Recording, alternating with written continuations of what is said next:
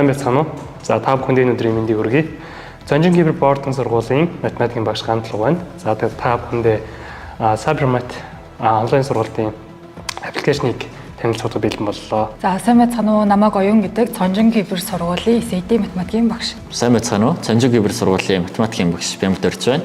За математикийн хичээл нь сурагчдад төлөвлөх, тооцоолох чадварыг олохыг зорддог. За энэхүү чадвар нь бусад шинжлэх ухааныг судлах үндсэн суурь болж өгдөг.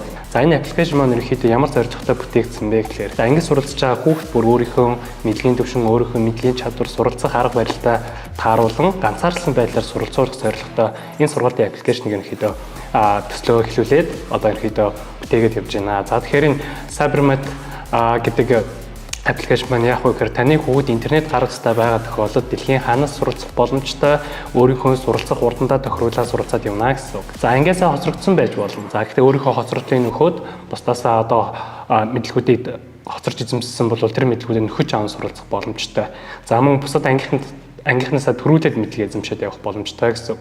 За SAT шалгалт нь Америкийн нэгдсэн улсын төгсөх шалгалт байгаа. Манай Монголын эсэлтийн ерхий шалгалтад адилхан.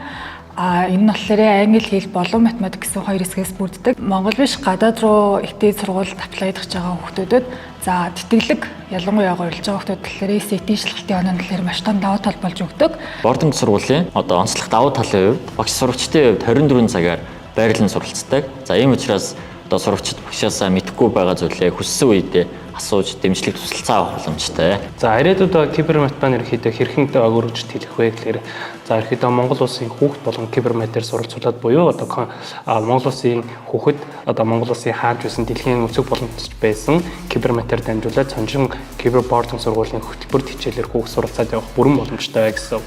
За тэгэхээр таны хүүхэд ч гэсэн мөн адил энэ Цонжингийн хөтөлбөрт хамрагдаад суралцаад явах бүрэн боломжгүй таалга нээлттэй байна.